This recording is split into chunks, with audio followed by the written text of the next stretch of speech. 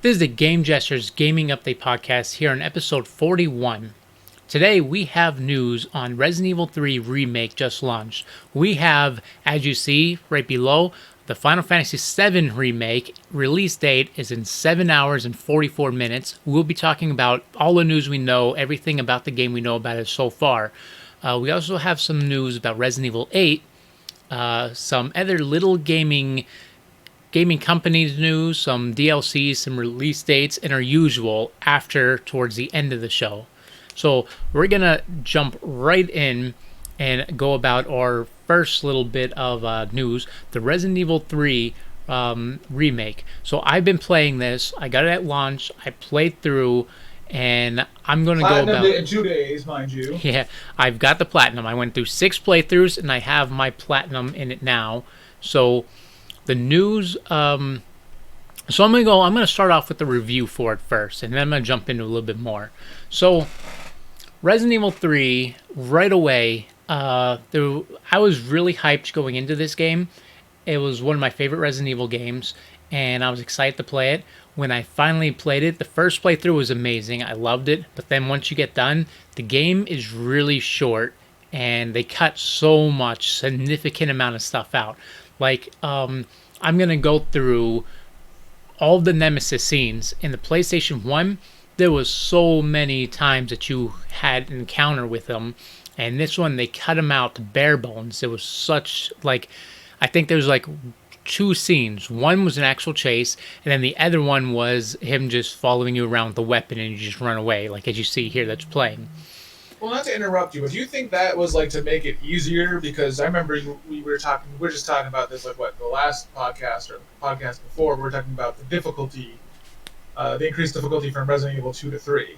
So do you think that was like a deciding factor, or if it was there reasoning?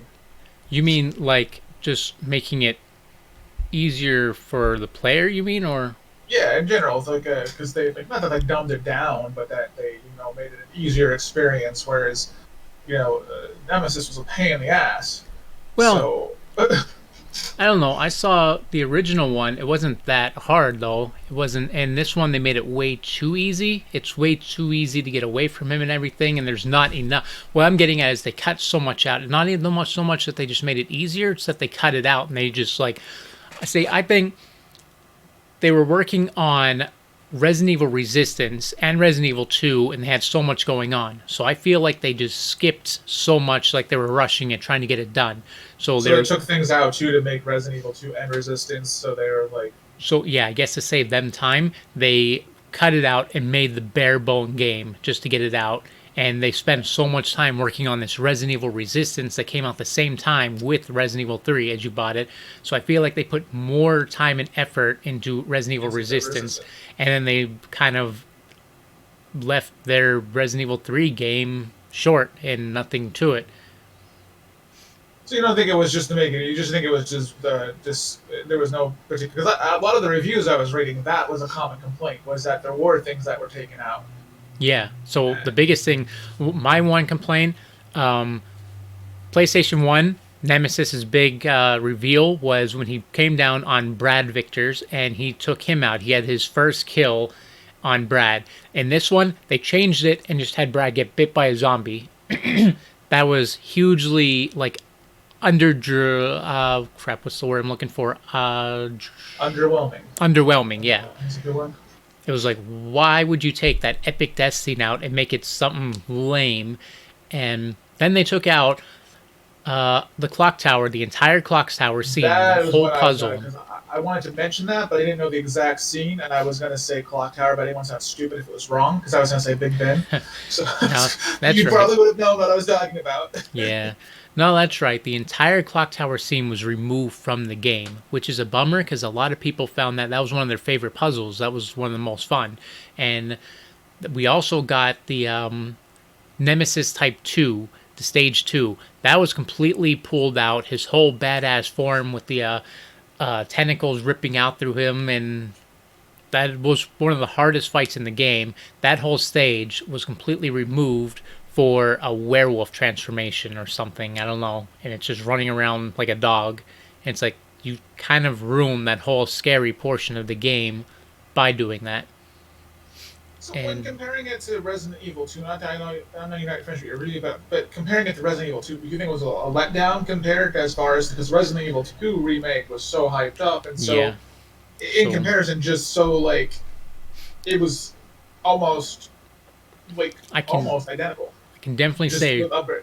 Resident Evil 2, they put so much more work in. It was a longer game, had two different campaigns, had a lot more to it, and then Resident Evil 3 was really just basic. Like it was kind of like literally it wasn't a full game. It was kind of like a short DLC to a game. That's what a lot of people in the review they said. This isn't a full game. It's not a real game.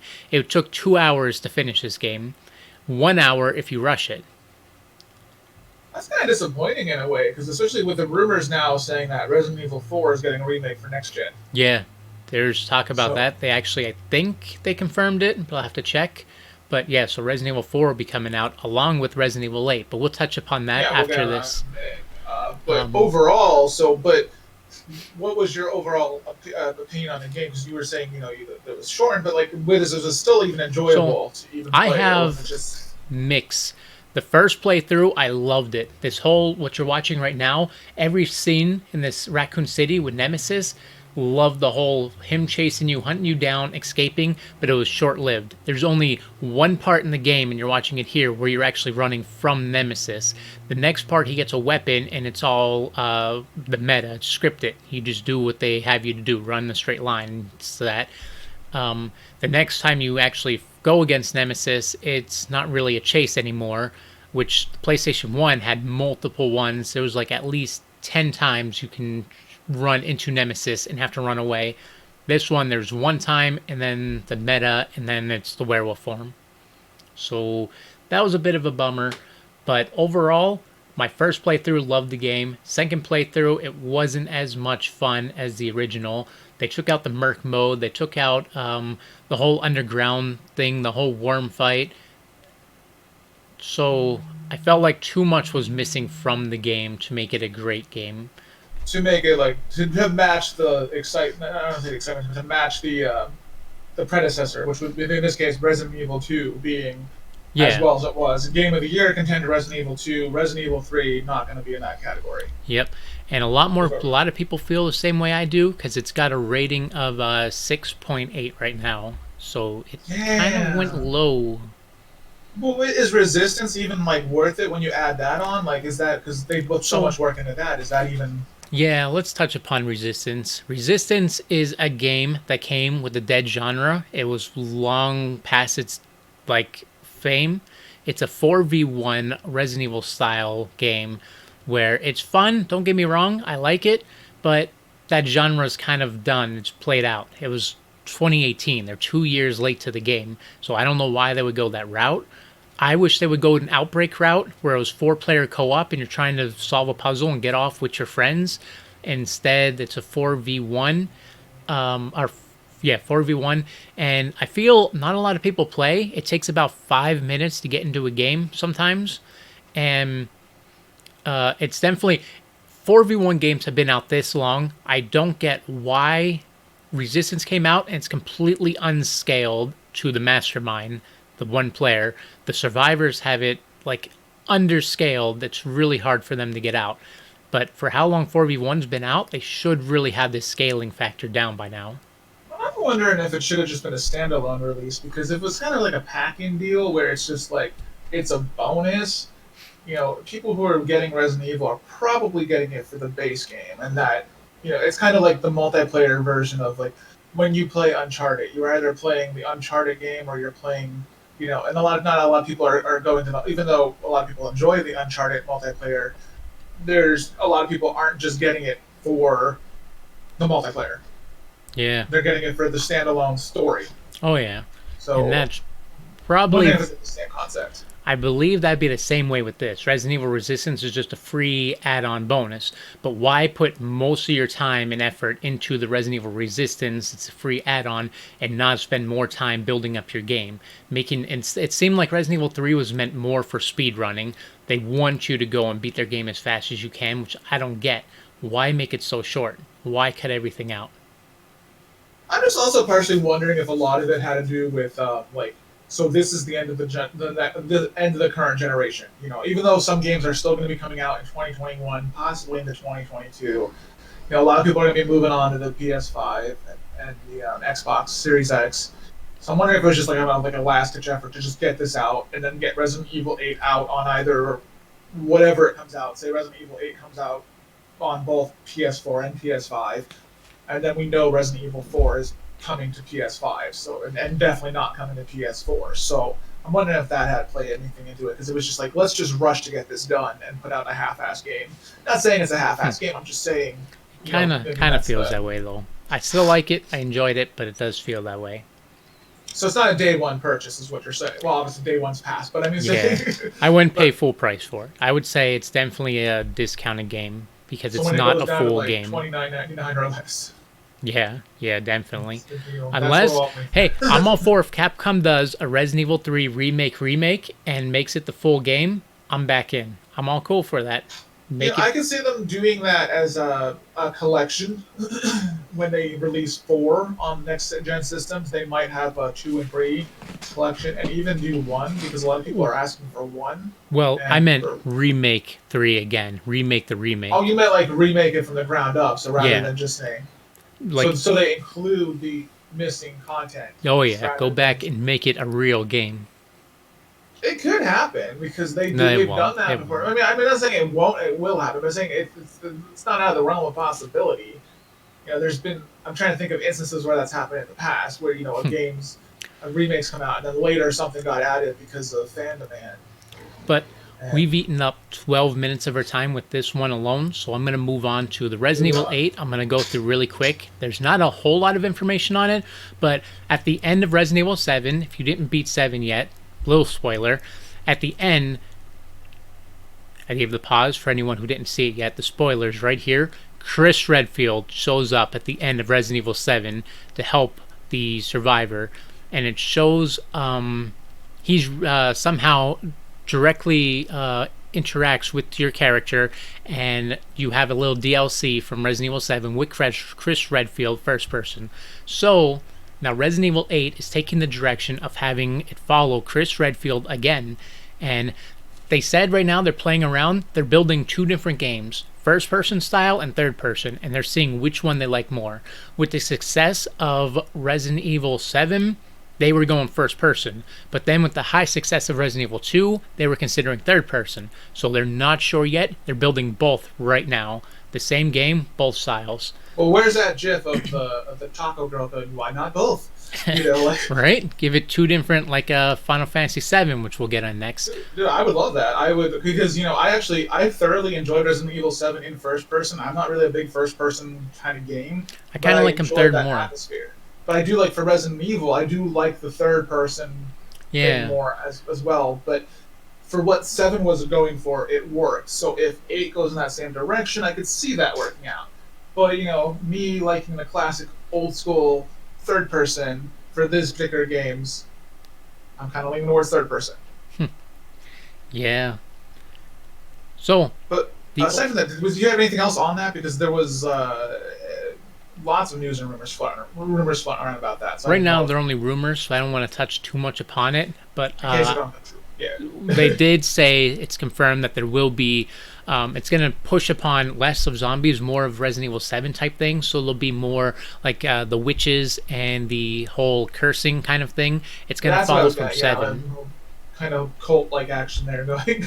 Yeah. So it's going to follow that. But there's not a whole lot besides that. It's going to be called Resident Evil 8 Village, which I kind of like it. VII Village. I like the play on the name. I dig it. I just got that now. Yeah, because wow, that took me longer to get than it should have. But yes, yeah, I'm down for it. I'm down for Resident Evil 8 as long as it doesn't suck. Oh, it better not. After 3, I was so hyped for. I'm hoping that they don't have another letdown. But we're halfway done the show, so let me move on to the next big topic we have, and that is Final Fantasy VII. Yeah, we have a little game you may have heard of. A little small title. Yeah, may have 1 point.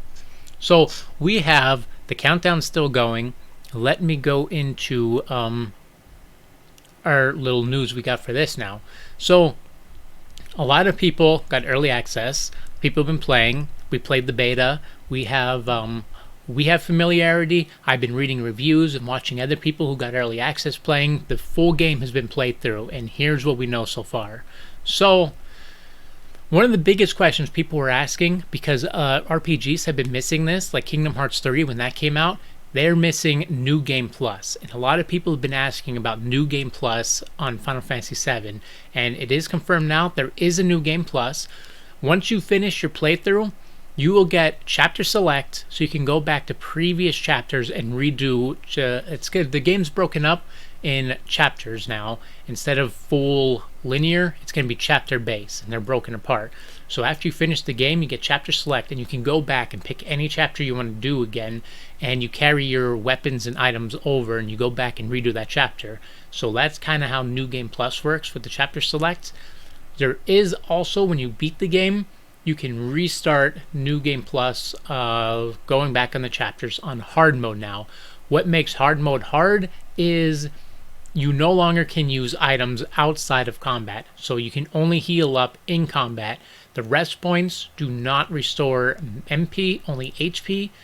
So you have it harder. You can't really use all your magic really fast and then go and restore. You can't train and grind out with your MP. So this makes it a little more complicated. But I don't know. I kind of like that though. Yeah, I mean, makes it a little I would tricky. be cursing myself a lot. I'd be like, you know, bleep out this, bleep out that. But Yeah. But I'm all for it because it brings balance. I keep cutting you off. I'm sorry, but it brings balance in a way. Yeah, a little bit.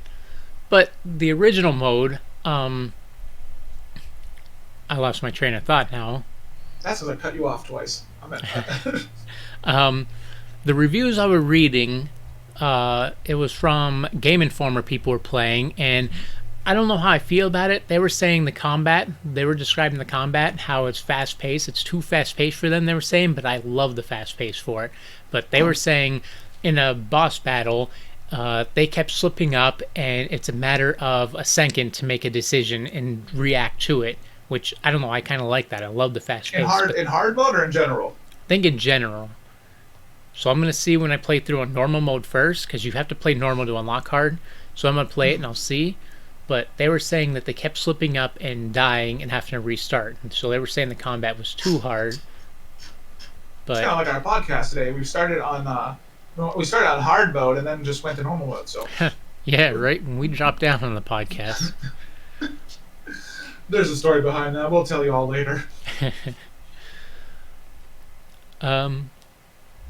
So the Final Fantasy VII Remake review, it was only rated an 8.75, which is still high, but compared to its original rating on the PS1, I thought it'd be a lot higher. I'm going to play it myself, and I'm going to give my own review tonight once I get through. Though everyone was asking, there's a second major question people were asking. It's broken into 3 parts. Is this just a minor 1/3 fraction of the game? And we have our answer. That is no. This is 3 parts. It's a full game. It is 85 gigabytes on its own. Jesus. Yeah. So that is, if they did what they originally planned to do and put this all in one thing, it wouldn't all fit on one disc. We'd be back at PlayStation 1 days where you have 3 different discs you need to put anyway. Yes. I forgot about those days. Let's not talk about that anymore. Because this is a big game. It is estimated around 60 to 70 hours to go through and finish everything you need to do in the game. So you're getting a full game here. What else? There is the one thing I'm not sure if I'm good with, the one thing I'm kind of fluctuating back and forth with, they took the open world out, which is my favorite part of the Final Fantasy, having the huge open world free roam. There's no more linear type thing. Yeah, so it's a little linear now. There's no traditional free roam. All the chapters are linear and they're disconnected from one another. You can go back everywhere and get all the missable trophies and collectibles and everything through chapter select, but when you're in that chapter, like here right now, you can't go around free roam. You're stuck on that straight path, following every storyline. So I'm Yeah, not that's kind of a sure. bummer right there. I mean, it's not gonna like. I don't think it's gonna kill the overall experience. I mean, it's not like a make or break deal there, but Yeah, no, definitely not. But it's still a little different, and it's not the same without free roam. But I don't think it's gonna break the game. that's good. And then this is coming out. Except when that was this out again? I'm sorry, This tomorrow. game, it's out in 7 hours, 23 minutes, and 45 seconds. So April 10th. April 10th. Yeah. So sorry. Yeah. My brain is because I kept thinking the 23rd in my head for some reason, which is not even a Friday. So No, yeah. I keep getting my games mixed up. Everything's coming out whenever I want it to come out, I guess. But so I'm assuming you're going to be in hiding and in isolation even more because now this game's coming out. So Yeah. our for next the rest of the podcast will weekend. be in June. Well, I have to do something to give my full-on review of the game. So, It's But- true. That is very true. with that, we used up most of our time for two games. I believe you had a little information. I'm not sure which one you want to start with. You had your Oh game yeah, company, yeah. We can and close out with what did I have information? I know what it is. So we had okay. Basically, we touched upon Stadia. That was one of the big ones. Stadia. Google Stadia. Yeah, that is now free to anybody with a Gmail address, and they are also giving you 2 months of Stadia Pro, which includes about 8 games right now. I'm trying to pull up the list really quick. You got Destiny 2. You got something called Kine. I don't know what it is. You got Stacks on Stacks, SteamWorld Dig 2. I had the list, and I don't have the list right now. But those are and Guild was an exclusive Stadia game. But so those were some of the games you got for free. And overall, they don't have a lot of games in their actual game store. There's only about 40 games in their game store. So that's kind of a letdown. But the experience isn't horrible. If you have the internet and a decent enough PC, yes, it's worth at least checking out. Now I can't speak for if because if you play on your Chromecast or your tablet or your phone, because the Chromecast you need the Stadia controller, whereas your tablet and your phone, I believe you could use like a PlayStation or any Bluetooth controller, and you'll be fine. But on PC, it's not terrible. I haven't had any real issues. I have decent internet, so I haven't had any really major lag issues or anything like that, or textures not loading correctly and things like that. So it's not bad. I don't think it's going to be. If they add more to the service, it'll be worth it. So. Kind of rambled a little bit there, but I was trying to think of what I was going to say about Stadia, but it wasn't coming to me. I got the list of the free games, but a lot of them were removed already. The only ones that are still there are Destiny 2, Grid, Splitling, Serious Sam, and SteamWorld. Huh. All of the other ones were removed as of April.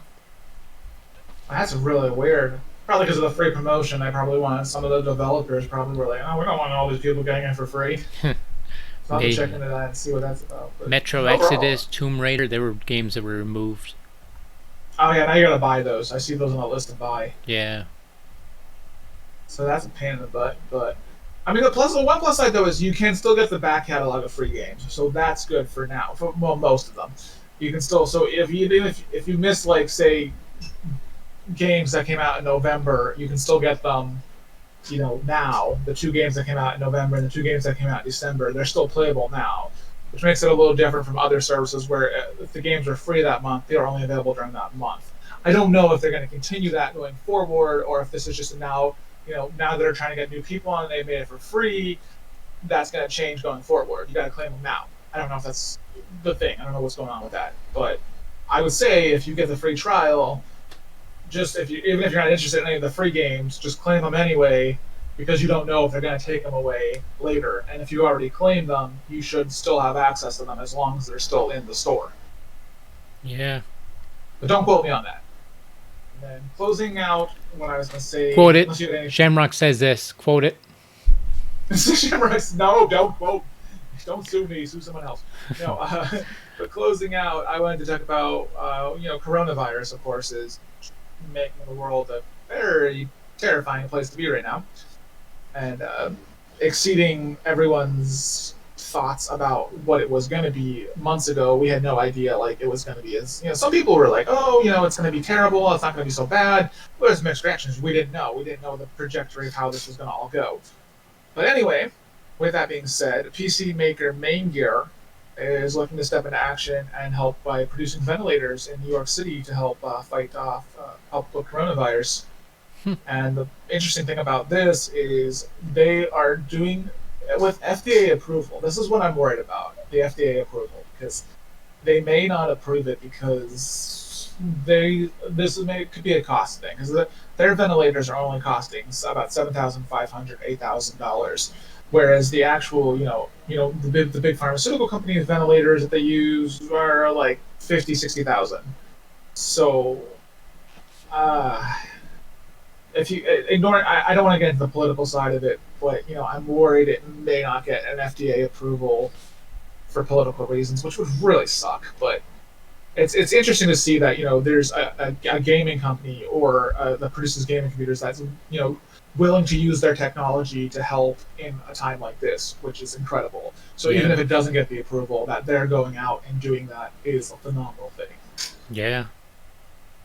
So that's all I had to say on that. I just thought it was a really cool concept. I'm hoping they get the FDA approval, and good luck to anybody who gets impacted personally by, all of this, because it's crazy times. I mean, how are you enjoying your isolation?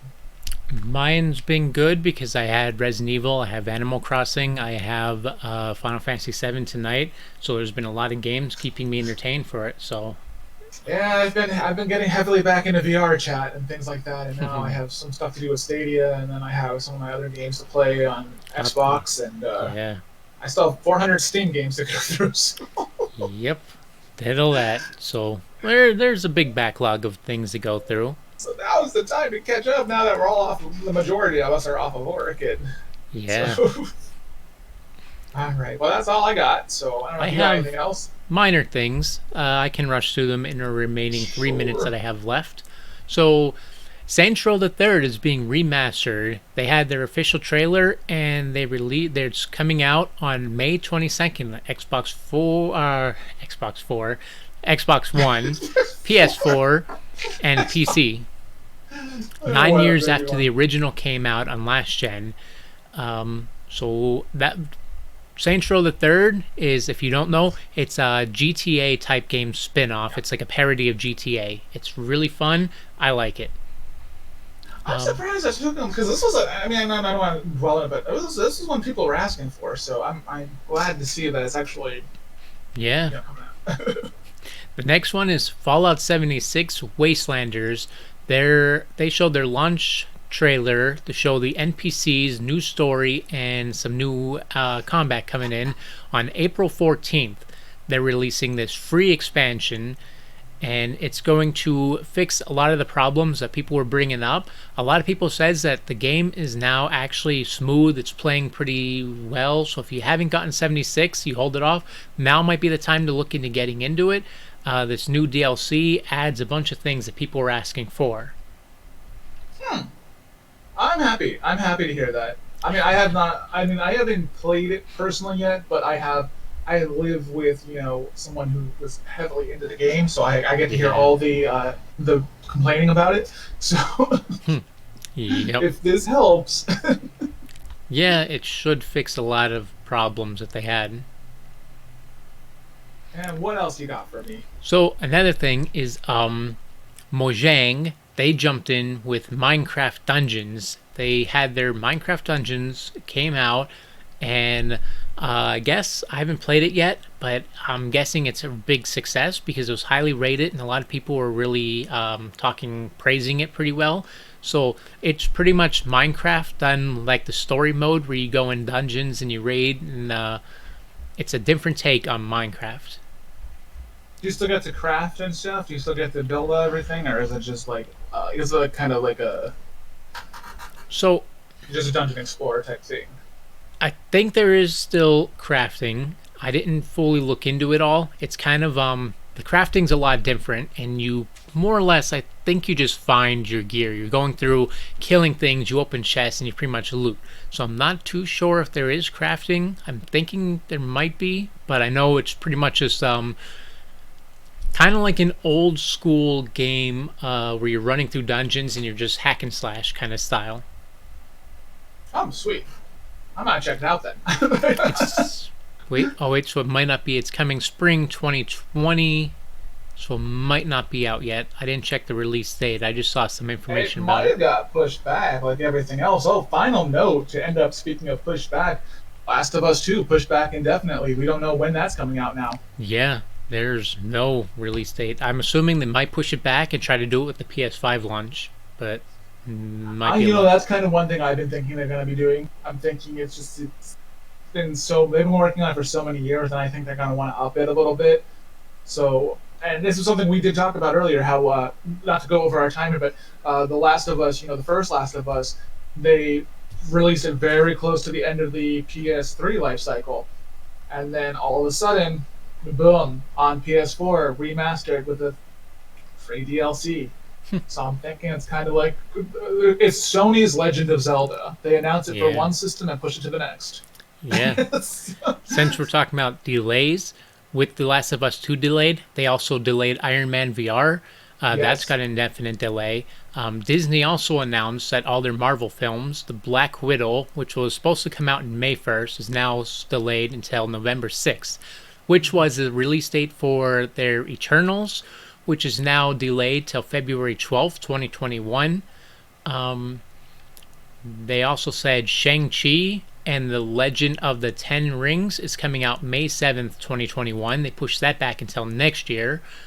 Followed by the Doctor Strange and the Multiverse of Madness on November 5th, 2021. And Thor Love and Thunder, now February 18th, 2022. Yeah. With Black Panther 2, May 6th, 2022. And Captain Marvel 2, July 8th, 2022. So everything got pushed back a year. Yeah, and it might get worse from here because we don't know where this virus is going, and we also don't know what that means as far as when these businesses do reopen, like movie theaters, who are depending on their concessions to make money, haven't been able to make money for months. You might see a lot of movie theaters be closing and things like that. So. Yep. Disney's also doing in Indiana. Disney's also doing Indiana Jones 5. Yeah. So, but that's our time. So I don't know if you got anything else you want to. That's all. I wrapped up. So we'll see you guys next week, and we'll have more game reviews for you then. Peace. And outro.